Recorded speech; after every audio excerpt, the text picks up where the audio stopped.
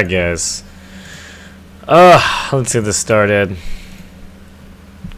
It's alright, 3 minutes late. It's better than nothing. My capture card's super fucked up right now, so I'm actually really concerned about it. I'm probably going to immediately start trying to figure out what's wrong with it after we start doing this. But in any case, welcome back, guys. It's Sunday. It's May 4th. Before I do anything, I'm going to go ahead and announce that we are going to be changing the date because I realized that I have so many damn events on Sundays that I really should stop doing everything on Sunday, because it ultimately ends up meaning that that every single Sunday I have is busy.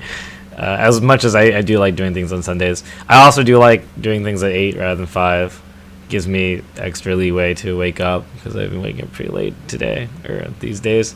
So starting with the next Second Impact, I'm probably tentatively going to be moving it to a weekday, and it can't be a Friday because we play Gundam on Fridays, and it can't be a Saturday, so I didn't want to make it Sunday, so it's gotta be a weekday again. And it probably will end up being a Monday, I guess. So we'll most likely have the next one be on Monday, May 19th. Monday, May 19th. So I will write that out for you guys. It's not like you guys have to sign up or anything, but Monday, May 19th will be the next one. So unless something awkward happens, it's been actually more than 2 weeks since the last one. I believe it's been 3 weeks since the last one, because I was really busy on Sundays with Ogu over here, and I was like, yeah, I really need to stop having these on Sundays. So we're gonna go ahead and switch those to Mondays. I'm just gonna go ahead and jump right into it, as always. So for those of you guys who have submitted, thanks for submitting. Hopefully these are of use to you, and for those who haven't submitted but do watch these, hopefully these are useful to you in your own path of learning. So we're going to go ahead and look at Lukewarm Holidays submission first. I'm going to read what he wrote. It's very brief, succinct, and actually has absolutely no meaning other than he's saying, I'm the Unicorn player. So, okay, we're just going to watch him. He's the Unicorn player here. So I think this one's probably what he wanted. Oh, that's super loud. Yeah, if I'm neat, Monday's a holiday, so. Okay. Great. So Lukewarm Holidays playing Unicorn with Starwind or Ace Killer's Death Scythe. That's pretty cute. And I don't think I know who Bunsen Fan is, but Bunsen, actually I think that name sounds semi-familiar. Like, I think I've seen it once. Bunsen Fan and Meth playing Zero. I've never seen Meth play Zero, but that's cool. So that's first of all, that's, again, I know I've said this so many times, but that's the kind of thing I want to see. I mean, regardless of the actual suits, 3K, 2.5K versus 3K, 2K, yeah, you're doing it right. Yeah, I'd really have a lot less fun talking about, like 2K, 2.5K shuffle matches versus like double 2K or something like that. So pay no attention to the clock in the upper right, and because I said that, you're all paying attention to it. I have no idea. I've never seen Lukewarm Holiday play, so we're gonna go ahead and watch this game once. I'm not really gonna talk about it too much, and then we'll watch it one more time, talk about things that we see and want to talk about. I just said talk about things we want to talk about, but that's really what we're doing. Oh wait, oh no, that wasn't a shield. I was like, ooh, was that a shield Omicron? But no, I don't think it was. Don't think it was. By the way, Unicorn's hilarious for this, because I don't know why his assist is on a beam reload. It doesn't make any fucking sense, but okay. Is there another assist that actually reload? Oh no. Oh no. Is there another assist that actually reloads on a beam reload other than Unicorns? I can't think of one. I'm always the I think I have the worst reaction to Rolling Buster out of anyone in our arcade, because I'm always the one playing Zero. So everyone else has a lot of practice defending against Rolling Buster except me. So whenever I get hit by Rolling Buster, I'm always like, I see. So they got this overcost. That's good. It's got this burst here. Okay, we'll talk about that.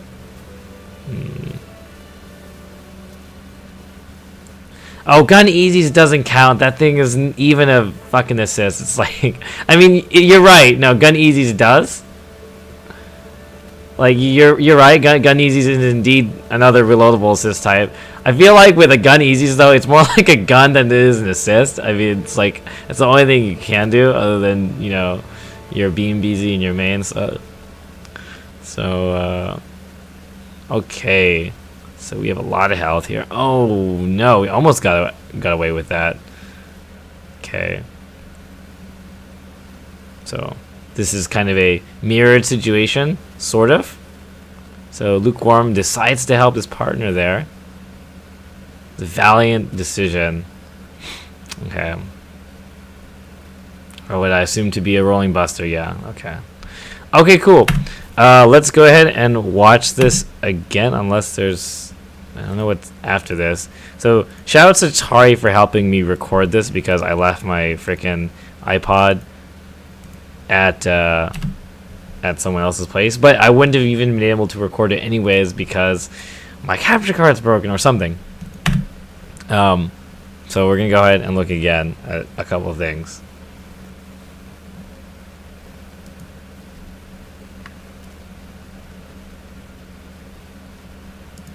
Alright. I mean, there's a lot of like micro things I want to address a little bit. So things like this too. Yeah,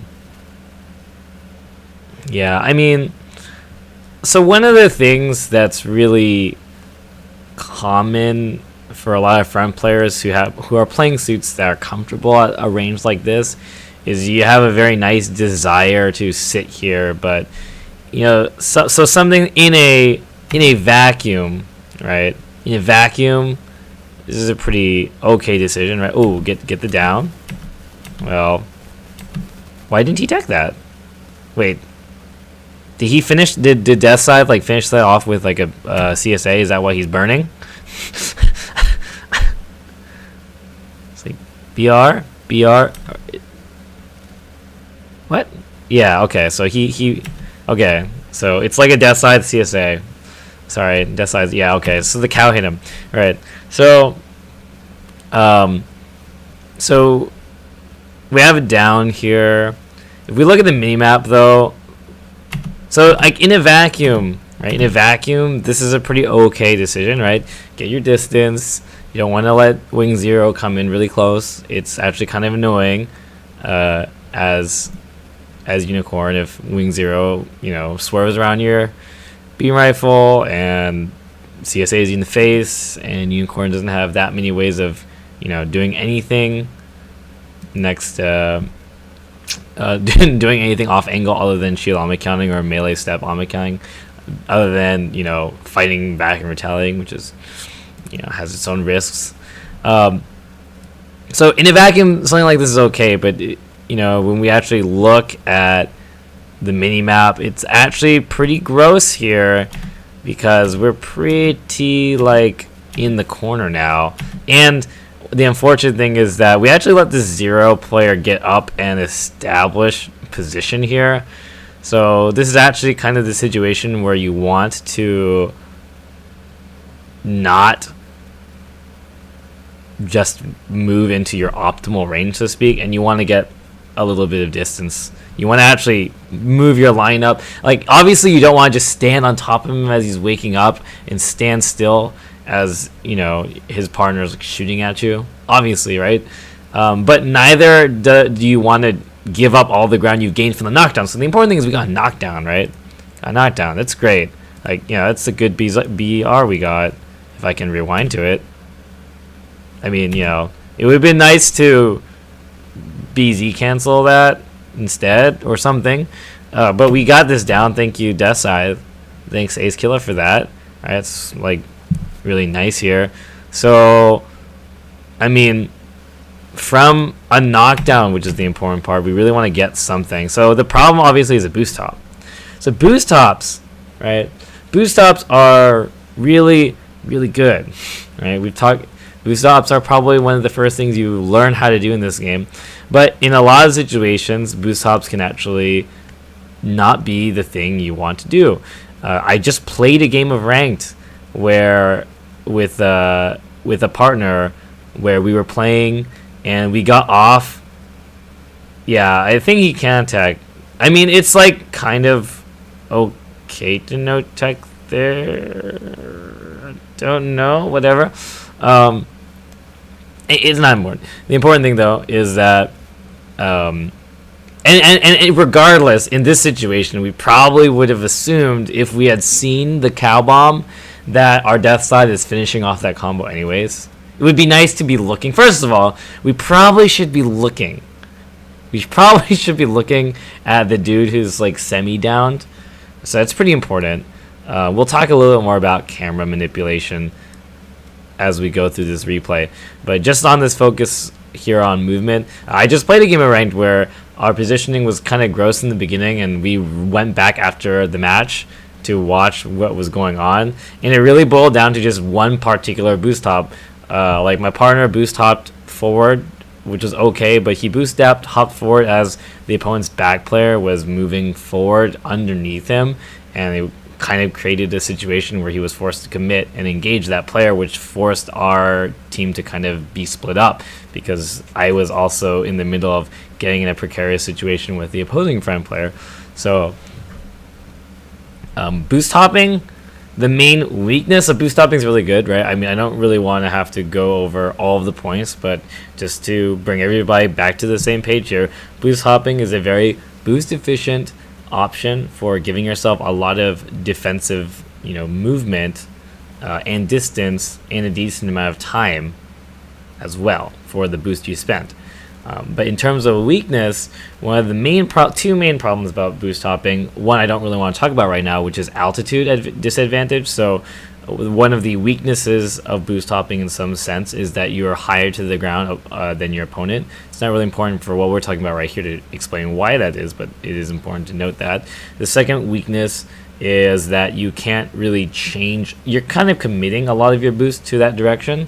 So one of the things here is that we could have, say, boost hopped and then been like, oh, I'm kind of a little far back. Let me adjust myself and move forward a bit. But by moving forward, you're spending extra boost, and it kind of wastes your boost hop if you're just going to reboost, diagonally or something to adjust your positioning, so to speak. So let's talk about a couple different options we can do to what is probably one of a couple of suggested options to do at this point, which is adjust your spacing subtly. So subtly is the key here. So there's nothing wrong here with adjusting our position. As I said, you don't want to just stand there, let this gold frame shoot you, and have this wing zero come up in your face without doing anything just because you want to stay in the same position. That's also not something you want to do. So I think being here is not a bad idea, wanting to move away after we get this down here, right? This is not the most comfortable position to be in. Albeit this gold sumo is pretty far away, but obviously some people would actually want to move forward here, right? I want to move, some people would want to move here and try and go for a very, fancy, I wouldn't say fancy, but kind of high risk, high reward play. That would be going here, sort of.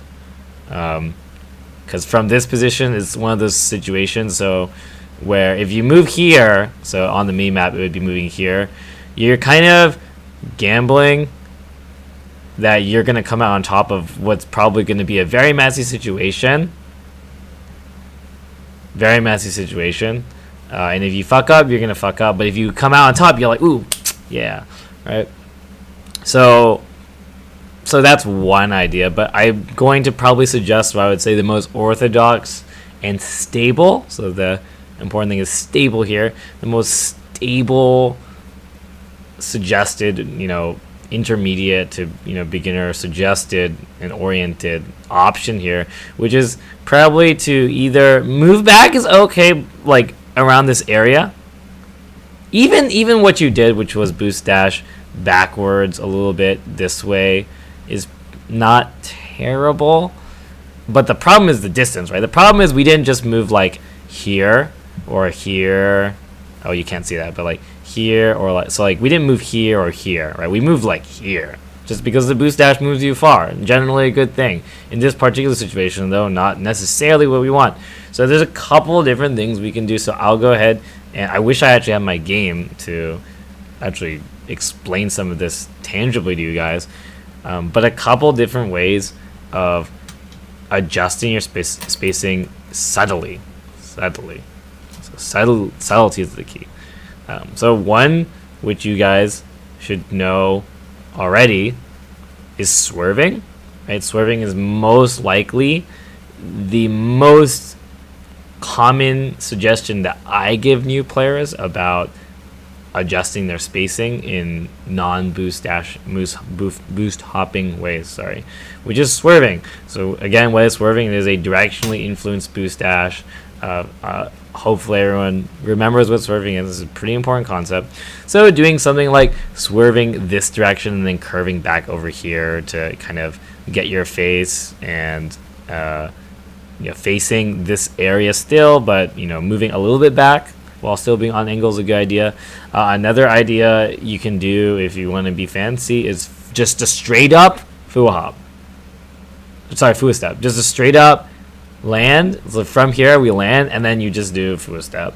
You full step like right or full step back once, because it gives you a little bit less spacing than a boost hop would. Right, just a full hop. Sometimes that's all you really need to. Yeah, I mean, no. I can't use MS Paint to describe this, because this is actually like specific movement things. It's not really useful to MS Paint. I do MS Paint when the opportunity brings itself. But in any case, full hop and swerving, sometimes also boost dashing, but then canceling it into a shot is an okay idea. So for example, boost dash back, then BR. We don't have a BR in this case, unfortunately, but so BZ, right? Turn around shot BZ or turn around shot BR, just to stop ourselves from moving too far. And then from that vernier, we boost dash cancel and we move somewhere else to adjust it. So I will actually go ahead and, because we can't MS Paint what this looks like, so I can actually just cover the screen here. There we go. So I don't even need to recapture. So if let me just draw this here. So our enemies are like here, here, and like here. I guess let me draw this in a way more towards our orientation. No, that's I think that's okay. It's like here and like here, right? And we're about here, and our partner is here, something like that. These are really awful dots. I apologize. They're not even fully closed. That one is just really ugly. But in any case, so we basically, like, we moved here. I believe our map is like here, something like that, right? So we moved here, which I already said is something you want to try and avoid, moving straight into the corner. But the problem, right, is that this back player here, and it's important to know it's back player, our back player is here, so doing something like, normally if we're just looking at this situation, being here is okay, even being here, well, we'll talk about it later, being here or something like that is good. But I'm assuming that Lukewarm is a little scared of the fact that, this guy's over here, so moving this sucker all the way over here, jumping right as this guy's like ready to pounce on us is probably not the best idea, and I agree that it's not the best idea. So as I mentioned before, some people will go big and they'll just do this, and they'll gamble on this positioning, which is a justifiable decision to make as long as you know what you're doing from it. But if you don't know what you're doing from it, which is the case most of the time, you'll want to be somewhere in this area, in vaguely in this area. This is also okay. Like, this area can also be okay. There's a couple reasons. I'll talk about that later. Someone can remind me if I forget to talk about why that is not is not necessarily that okay. But anyways, so his Luke one probably wants to be here. He just doesn't want to be here, right? So we're talking about how to move in a micro way. So one of the things I mentioned was you can do something like, say, boost dash this way, fire a BR, and then from here at this point you can then boost dash or even swerve if you want to be fancy, right, to something like here to recorrect your distance, or here, or here. So notice that basically by doing a 2-point step like this, you've achieved the equivalent of moving like this, but that's actually quite difficult to do manually without some other tricks to it. So that's one thing you can do in terms of micro moving. And I already had mentioned swerving, so swerving to loop around, really draw this arc is really shitty, but swerving here or swerving even like this or something like that is also okay to try and retreat slightly without overcommitting your distance, right? Now there's one thing though that I would probably suggest doing, and this has a lot to do with playing Unicorn as well. Most very seasoned Unicorn players will know exactly what I'm about to talk about, which is because spacing is quite an issue actually with Unicorn. Spacing is quite an issue. So if you are a budding Unicorn player and you find yourselves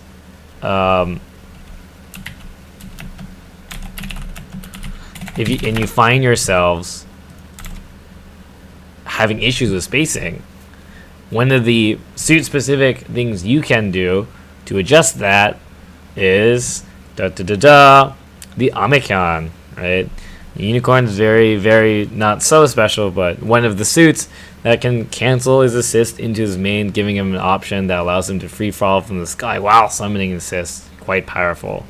Free falls from the sky and shoot a main while summoning his assist. Very powerful option.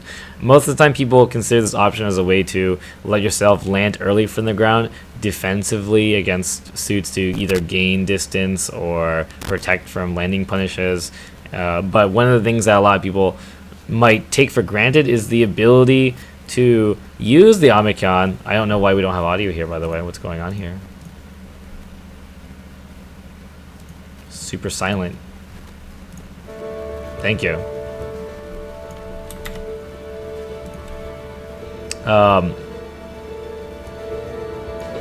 me there we go. Christ. Is your ability to use it to adjust your spacing. Again, I said adjust your spacing. So how does one adjust your spacing with an Omicron? Oh, there's various ways, but the easy one is to do something. Well, here's the problem with Omicron now. This is really just an excuse for me to elaborate about what a shield Omicron is, for those of you guys who don't know what a shield Omicron is, and I can't actually show you because my capture card's broken right now. So the problem is, while moving backwards, unless you know how to shield Omicron, okay? While moving backwards, unless you know how to shield Omicron, it's hard to use an Omicron. But for those of you who don't want to learn the shield Omicron, which is sort of technically difficult, for those of you who don't want to learn that, there's a very easy ghetto trick, I suppose, that most people use to Omicron while back turn, which is to use your melee and rainbow step from it. Right? Melee and rainbow step from it. So in this particular situation, we'll use a tangible example. Is one thing you could do if you wanted is to boost dash back like this, right? So let's just say this is your normal boost dash distance, right? So you boost dash, but then you cancel it, say here, into a melee, right? So you'll do your melee, which will move you a little bit, right? It'll move you like this. And, actually, let's go this way. It's a little, okay, let's go this way. And then you step out of your melee, which puts you here, right? Then you Omicron from the step, so it puts you a little bit more, and then you land here. Yeah.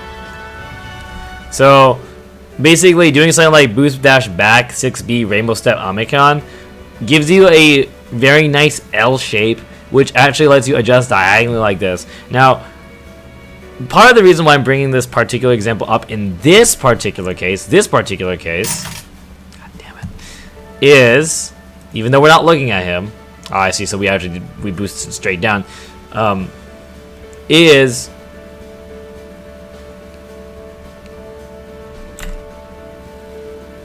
that we would be, if we were looking at the guy, we would actually be doing Ogizeme at him at the same time. So it's really, really, really useful. Also, sorry, I forgot to mention, I'm staring in the face, but as long as you have no ammo, you can do a back-turned Omicron. So it's actually, in this particular case, since we had no ammo, it's even more straightforward to just do a reload Omicron here, back-turned, after moving a little bit to adjust our spacing, boost dash, and then, you know, step Omicron to just fix ourselves. Really, really good option here. Because we're also doing Ogizeme, we're firing immediate Omicron at him, firing summoning assist in his face as he's getting up. Even though there's invincibility, it's still quite a deterrent to prevent him from just, say, waking up and pushing forward in our face, as we see here that because we moved back and we boost dash, that Meth is able to, you know, move forward here and really, you know, enforce his position. Well, actually, he moved a little bit far back. He probably could have been a little more offensive here, but it's okay. Oh, I see he adjusted again. Did he get hit by this? No, okay, no. So here, again, we're kind of stuck in this corner. It's pretty gross. Honestly, this is a really gross feeling. So one of the things I'm going to suggest to Lukewarm and those of you guys who, as Unicorn players, are having trouble, A, being pushed back a lot, or B, having spacing issues, is a lot better Omicron usage. Really try and use Omicron. Omicron is really what makes this suit operate properly. It really is. For various reasons, but due to just the way Unicorn moves around, having Omicron is really, really integral to keeping subtle, precise positioning and making yourself comfortable. If you're a Unicorn player and you feel uncomfortable a lot, that's probably because you're not Omiconing properly. So Omicron really fixes a lot of problems he has in terms of moving. Really, really, really, really does. Because for those of you guys who probably have been in situations as Unicorn where you're like, okay, I'm gonna attack, and you move forward, you start boost dash, BR, you start Zunda poking people, and then suddenly someone, you know, swerves around, comes into your space, and suddenly you go, oh, this is actually really gross now. Now I kind of don't want to be as close as I am now, so now you gotta run away, and now you're back turned, and you're like, I can't really turn around now. What do I do? Right, those kind of situations. Now, obviously, like we said before, there are things you can do like shield Ame, melee step Omicron, empty, reload Omicron, things like that, swiveling to fix yourself once your back is turned. But actually, the bigger problem is being in that vulnerable state of, oh, they're actually a little too close to me now. I don't really want to be this close. I'd like to be close enough to them to mash at them, but I don't want to be close enough that I'm being threatened. You know, that kind of space. Right, it's that kind of space that it's avoiding that kind of space that really having tighter movement and understanding all your options for adjusting space in subtle ways will help do, right? Because, you know, as anybody who's just learned Unicorn for the first time would know, you know, if you've seen other Unicorn players play and then you pick up Unicorn, you go, oh yeah, this suit's, you know, fucking easy. You know, I have like infinite BRs where I'm just gonna mash the fuck out of BR. So you go out there and you're just like, ooh, you know, B Magnum, and then you're charging at them, and you're like, yeah, man, they're gonna just run away, and suddenly they just do what you might not expect the first time you play Unicorn, which is they boost at you too, and you guys do a joust. Unfortunately, the Unicorn's not so good at the jousting due to how slow his BR is and how crappy his turnaround shot is, and you end up in a sticky situation where you might either get an accidental turnaround off-angle shot, you get blown up for it, or you're aware of how bad your angle is and you have to run away, and suddenly you're running away for your life, right? After thinking you're the man with pants. So back to Omicroning. Again, really good spacing adjustment option. I think I've said this like 10 times already, but again, also quite useful because if you're doing it, yeah, he just moves slow too. He's just a slow fucking suit. He's just fucking Bowser. So on top of it, since we had knocked down Zero, it's a pretty good time to do an Omicron because we're doing it kind of as Oki, and we're allowing ourselves to land, and we don't have to really worry as much about our landing being punished from that quick Omicron because of all the nice guidance cutting and awkward landing timing. So we can be pretty confident that, oh, I'm going to be able to land here. I have the assist on him, and I have a full boost. He's getting up. Now I can see what he's doing, and I can really attack into him a lot better, and I can really try and aggress and push myself out of the corner. Yeah, Omicron is a really good way to start pushing your line without committing too much, really. The way I really describe Gunflame, the way I really describe assists to people who play fighting games is that assists are really kind of like your Gunflame FRC in this game. It's really what you put on the table before you start pushing forward. Give yourself, you know, more room to breathe and make yourself look like a bigger threat so that your opponent hesitates more and so that they feel more inclined to retreat away from you. Yeah, his speed is above average. It's not just normal. NTD Unicorn moves quite fast. Quite fast.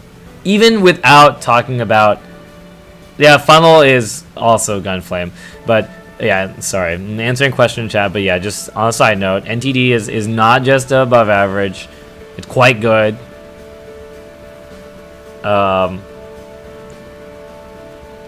Even not taking into account his boost dash melee. So whenever people think about NTD, they think about how fast his boost dash melee is. But actually, it's not just his boost dash melee. He moves quite well, period. His 6B is good too.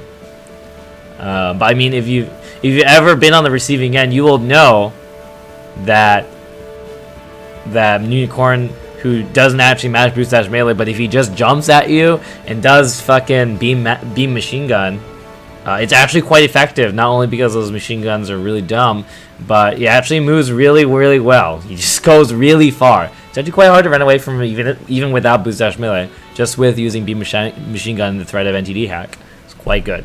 Quite good. So, back to this. Let me undo this a billion times. So, I mentioned that this was... To some people, they might find this to be a okay place to go. But there is some risk. I'm going to talk about what that risk is. So, when is this okay? Well, it's all about our partner. Because if our partner, who was here, moves around this way, we have the knockdown. So here's the important thing. We have the knockdown. We're going to ignore the fact that our partner is death side. It does change things a little bit. But we have the knockdown, which one of the reasons, and you might not really think this is that important, but knockdowns are really important. I'm sorry. It may seem obvious to some, and I still think you're not thinking it's as important as you really should be. But getting a knockdown is quite important. Some people feel like, let's see, who gets a really cheap knockdown?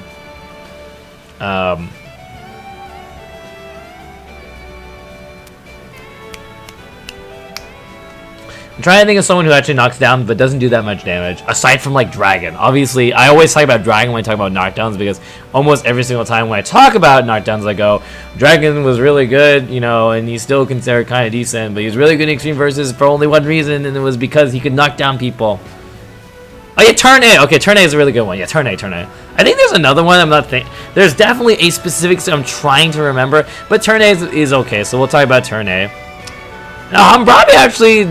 That thing kind of hurts. That's not what I was thinking about either. If someone wants to try and play the guessing game, then feel free. It's not any of those. But anyways, Turn A is fine, though. So, you know, Turn A, sometimes people feel like, oh, you know... No, actually, no one does feel like this. I take that back. I can't really think of one, but sometimes people feel like it's okay to play a little bit risky here, because even if they hit me and they knock me down, or I get knocked down, it will only do like 90 damage, right? Oh, it's only like 90 damage, it's not a big deal, right?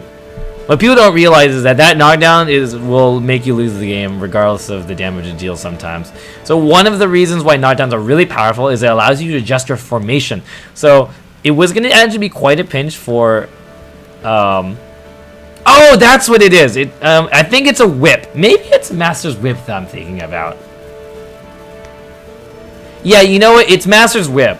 It's Master's Whip. That was actually the one I was thinking about. Because X1's Whip, it actually hurts a lot more. Now, I know that Master can pick up his side whip, but only from specific angles and such like that. So, and spacing, obviously. Yeah, so some people, like, they feel okay when they get hit by Master's Whip because they're like, oh, I didn't get hit by 6B.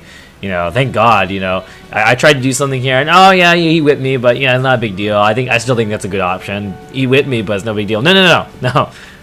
You getting whipped is a big fucking deal for a lot of reasons. The one I'm going to talk about right now is being allowed to adjust your positioning. So because we were able to knock down Wing here, we were actually granted a glorious opportunity to reset our position. So our back player, Death Scythe, in principle, playing back is a little different. It's Death Scythe, but our back player, not necessarily able to move wherever he wants due to the position of a front player, is now, due to this knockdown, able to adjust our spacing. So if we had, say, moved here, then I think it's a lot more viable to, say, move, well, almost anywhere. But even actually, honestly, where we were, this situation is a little bit better. Obviously, it's better than like this position because we have more room. But so in this kind of position, if say Death Scythe sweeps to this side, first of all, Death Scythe doesn't have to be worried here for character specific reasons. He has armor and hyper jammer, and Wing TV is probably not gonna just try and like attack Death Scythe. Not especially without his partner support. He's like, wait. You guys can see that, right? Yeah. But more importantly, right, if he does, you're turning your back to Unicorn, and turning your back to Unicorn is just a pretty bad idea. It's actually an awful idea. It's quite the awful idea. You do not want to give Unicorn in normal mode any reason to hit you. Alright. And, it's just a bad idea for so many reasons. If Unicorn gets a knockdown, then they can, on you, when you turn your back to him, then they can turn around and fuck up this gold frame. There's so many bad things. And, yeah, I mean, yeah, Unicorn does have to be careful about gold frame, but gold frame is way less threatening to turn your back around than Unicorn. Or than turning your back to Unicorn. What's gold frame going to do? He has a CSA. He can use his AC, but he's pretty far. This is actually an exaggeration. He was, like, out of the screen. Actually, he was actually, like, way up here. Because he's in our green lock. He's in our Unicorn's green lock here. So even if he uses AC, he's a 2K, doesn't have that much boost. It's way less threatening to turn our back on that and focus on that pincer that we have here. In addition, so if we move to this space here, this is also not as bad of a situation. We have to ourselves, if Death Scythe is on the left side, we have a lot more breathing room here to play around with, and push. And this wing player will probably retreat back over here somewhere because it's just kind of gross to do this, especially while Goldframe is out of position. He's kind of out of position here. This discussion would be, again, let me just draw where he is. This discussion would be a lot scarier if he was like here. It's like this, this is a really annoying place for Goldframe to be. Here as well,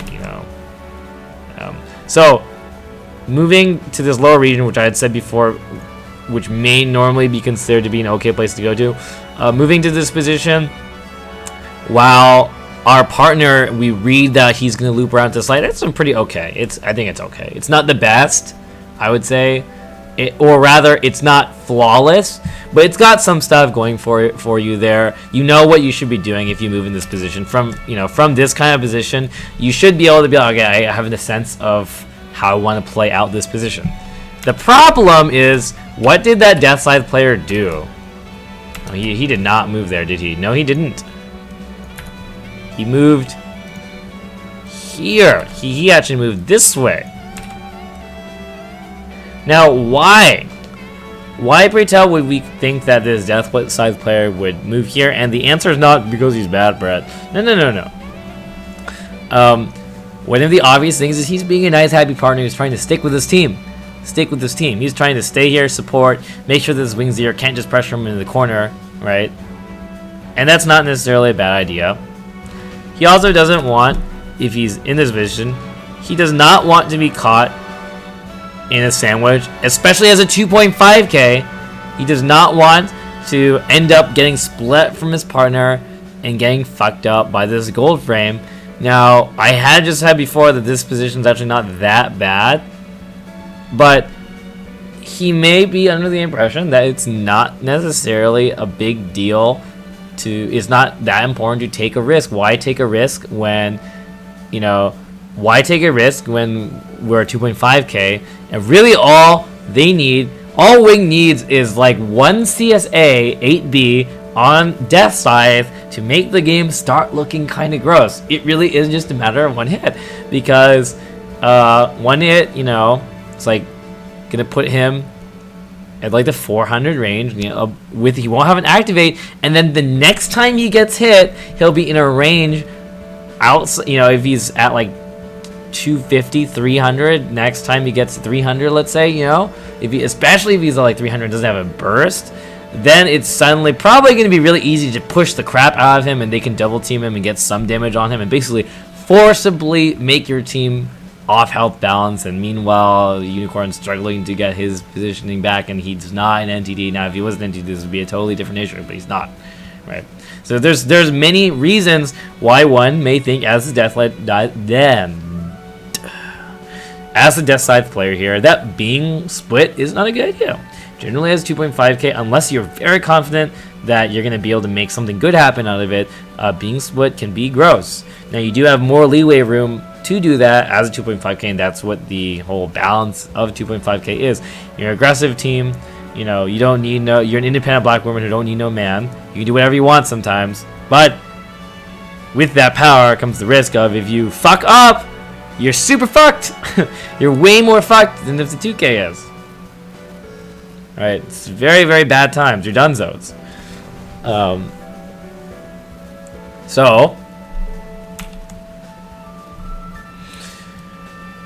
So, moving this way is something I would probably guess the Death Scythe player would be. Let's look at this actual position here, because it's actually way more obvious if you actually look at this. If you guys feel, you'll feel this from your gut. So, this down. Okay, so from this down, do you get a sense that the Death Scythe player is going to wrap all the way around to the other side and, come in from that angle? I don't think so, right? Especially when he's close to you, because this drawing is actually not accurate because I suck. But it's really much more like this. Oh god, that's just the worst freaking circle ever. Oh god. So obviously this red player is actually more over here. Oh god, help me. Oh god, that's not the brush button. Give me a bigger brush. Oh, that's what's going on here. That's not it at all. Look at this thing. Where's my size? Oh god, size. Where is it? Size. Here you go. There we go. Yeah. So it's really more like this, but then everybody is actually more like over here. All right. So I mean, I don't think very many of us are feeling the sense from watching that this Death Scythe player is gonna be like, woo, yeah, party on, He's like, yeah, Unicorn, I got this. I'm gonna sit here and split myself from you, and then throw cows at them or something. That's probably not something many of us are going to. I mean, no, I take that back. Some people will do that, but I mean, there is some. I take that back. I mean, because if I put myself in the Death Scythe player's shoes, I could see that being okay, but it really depends on your partner. So the Death Scythe player is also probably feeling his own part. It's really about partner sync, right? Now, if the Death Scythe player thinks that you're gonna go do something where being over here is gonna play well off of, then yeah, he'll go there. But I also think that this Death Slide player probably thinks you're going to try and play in this area and push out because you're Unicorn, you have a lot of okay tools, and you did get a knockdown, which is the important thing, and that the back player is a not very aggressive back player. He's gold frame. We can kind of ignore him in this situation. So it does make sense that, especially, yeah, it makes sense that both players here are going to want to kind of centralize their force in the corner and just push out. Eventually, move to taking this diagonal middle, right? That makes sense. So again, moving in different ways also is highly reliant on where your partner is going to go. So certain plays are a lot better. Now, for example, the best example, if you guys both move like over here, that would be really great, right? I mean, that would be pretty great. That's only if both of you guys do it. And if you're the Unicorn player and you're like, yeah, I'm gonna do this, I'm gonna like cross over during this knockdown, and I'm gonna take this center, and we're gonna be good Death Slide, you got my back, and the Death Slide like moves over here, and he's like, oh, I'm in the corner, and then this Wing TV player just comes up here and just starts harassing this dude. Like, I mean, it's not really gonna be a great place to be as a Unicorn player. You also are gonna be back turned, so you're gonna have to fix that somehow. So you're probably gonna be still landing as this Wing TV player is like getting up, and Death Slide is like doing whatever. So it's pretty gross. Now, if you guys both are on the same wavelength, it works out. But that's the important thing, wavelength. So there's a lot more options and possibilities when, as a team, or if you're communicating over voice chat, as a team. If you do understand that kind of teamwork, there's a lot more things you can do. But for this very basic example, we're just going to talk about the options that we know for sure work that aren't reliant on, proper mind reading, right? Okay, so any questions about that before we move on? By the way, like if you guys are confused about that, I know we actually spent a lot of time just talking about this very basic thing, but it's really, really, really important. Also, we really need to really fix that. Sorry, I said really 6 times, but we do. It's quite vital that we do not get that. It's super important. How can we fix that? Swerving, swiveling as well, boost dashing this direction in general. Swerving is also okay. That shot in general is kind of has some risk to it because so. And really, I definitely would have Omicron like somewhere here. We have 2. Like an Omicron here to move left is probably what many people would have done. And if not there, oh, you did. Sorry. Oh well. Okay, never mind. Sorry, this one. Omicron here. Well, you did Omicron before. You should have done it again. But you moved back in the corner. So this is kind of counterintuitive here. That really sucks. That really sucked. Actually, I'm sorry. I feel for you there. Yeah, so I like that. I don't like the fact that we didn't punish that, though, because that is pretty free punish. I understand that you were too scared, but you should watch. So I'm going to point out the point where we know we can fuck this guy up. Here. So we land, boost dash back. Here! Alright, you see him doing some retarded melee. Probably bazooka, boost dash, reload, cancel Omicron is probably okay here. Bazooka, boost dash, bazooka if you really want to confirm this easily. But we just like after that like really crappy melee, he's done. Now you have been able to turn the tides over because for some weird ass reason Meth Dragon like jumped into the sky. It's probably due to some situation we couldn't see happening while we were engaged in gold frame. But also don't shoot Zero System. I would actually just not recommend attacking into him there. Even if he didn't have Zero System, attacking into him. Also, how long have we had NTD? That's really important too. We just got it. So honestly, like from here, I would really just get a little bit of space and then pop NTD, or just NTD him in the face instead of moving forward here after. You can so here's the actual thing about this matchup. This matchup is actually pretty okay for Unicorn in some senses because you can fucking NTD hack his goddamn Zero System. It's really fucking fat, so yeah, it's fine. It's you actually in NTD form. Wing Zero, even with Zero System, has to play pretty honestly against you, because you're freaking like Yeah, I mean, NTD is pretty dumb. You're pretty untouchable in that mode, so yeah, and that's what happens. Good job, Ace, though. I see that he's doing some good business over there. It looks like he knocked down things, so your partner doing a good job. We're going to push here. So, again, yeah, I really do not like this raw usage of assist. It's quite a waste, and people cry when they see that waste. This is such a really big waste here. Moving away also, I mean, yeah, this is... Also, like, if you guys look at the clock, because, you know, it starts at 2:40 if I recall, right? Yeah. So, like, I mean, once you're, like, in this position here, you should know that he has his zero system ready. So, you know, you should expect it to come, honestly. You should not be like, oh, zero system. Well, shit. I guess I lost. You know, you should actually... It's actually really great as a suit like Unicorn to play around zero system because you have Omicron. So if you think he's gonna zero system, like, oh, you zero system? Well, I'm ready for you, Omicron. Now what? Come at me, bro. And then, you know, you'll be totally fine, honestly. So, you know, this is quite honestly unfortunate. This is fine. This is okay. So here, when you see, so okay, here is pretty basic boost reading. Alright. So this is why I want everybody to have internalized. You should all internalize this. Internalize this. Okay. So this boost dash, I read this as defend. Why is this defend? We're actually moving diagonally backwards. And this is also defend. This is set an assist so I can move forward safely. This is very, you know, this is pretty passive. All right.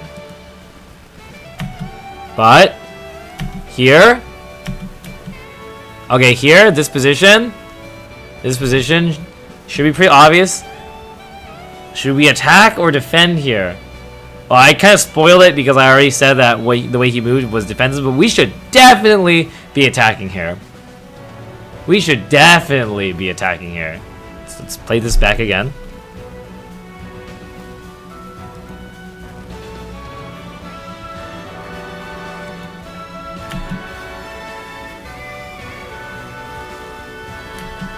Okay, so we landed, and this guy did like 2.5 boost hops.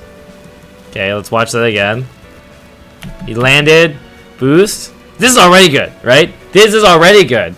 We landed, and he took off. So, you know, so we lose a little bit of boost there, but so he had boost. I think he boost hopped there. Pretty sure he boost hopped there. Yeah.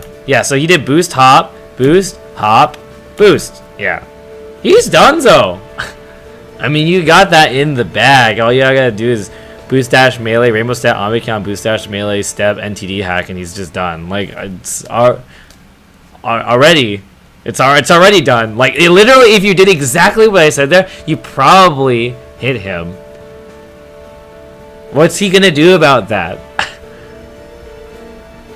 You boost dash melee at him. If he retaliatory fires at you, well, regardless, you're gonna rainbow step the boost dash and then step into Omicron. You've now landed. He's not gonna be able to punish that landing. There's now an assist and MG's firing at him. You boost dash melee him again. If he's still firing back, it means he's overheated. And if he does fire back at you or melee or do anything from that position, you step and then NTD hack. And even if you step Vulcans, your NTD hack will beat his Vulcan. So you're just gonna win that unless he like landed right there. Okay, sorry, math beat me out. I used a boost regeneration potion. Well, shit, you got me there. He doesn't have a burst either. That's the important thing. He doesn't have a burst, so yeah, he's done. Anyways,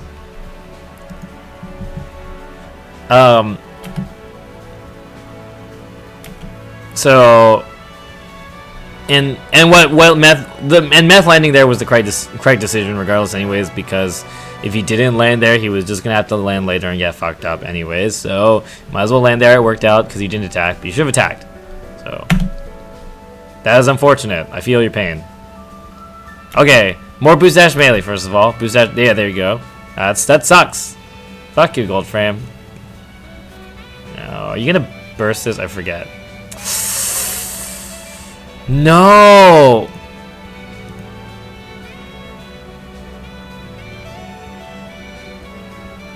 Ah, that's really painful.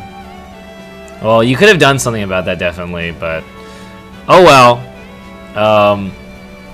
We did some stuff. I really would have liked to see a little bit more mileage of NTD, though.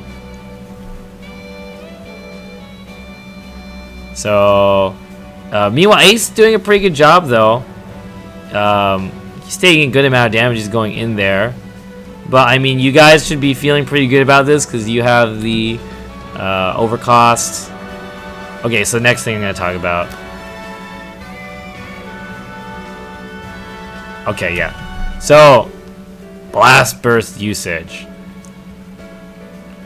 Step Fua maybe after CC8B when I know I'm being hunted. Actually, no. All you need to do, Lukewarm, is switch target after boost dash melee, step your boost dash melee, NTD hack him, and then regardless of whether it hit or not, step Amikyan. So in case you don't know, you can step NTD hack. It's probably one of the dumbest design choices in the entire game. But for some reason, they thought it would be fair to be able to rainbow step your NTD hack. It makes absolutely no sense to me. But okay. So basically, NTD hack, you should just spam it all the time because you can Amikyan from it. There's like no reason not to. It comes back in 3 seconds. It's honestly okay to just always throw it out because it comes back so goddamn fast that you will not miss it. So yeah, boost dash melee. If you think you're being hit, step NTD hack, step Amikyan, refill your boost, adjust the situation. If nobody's spamming at you, boost dash melee, step, and by the time you step, you will have another NTD hack.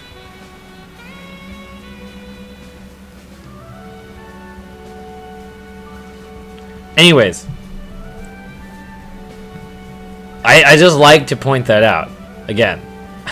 If you do NTD hack, stab Amikyan, land, boost dash melee, stab, your NTD hack is there again, like a lot of the time.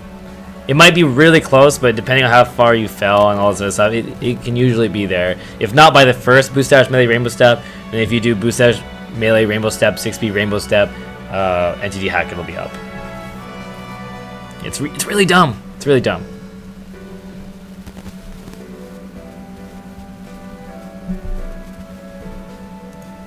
Now, NTD hack is way better than those two things. It's like amazing.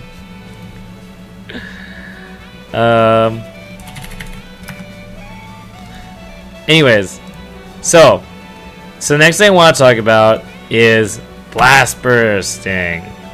So, first of all, you probably didn't want to do that, but that's okay. Second of all, oh, I did drop. Oh, why am I dropping frames all of a sudden?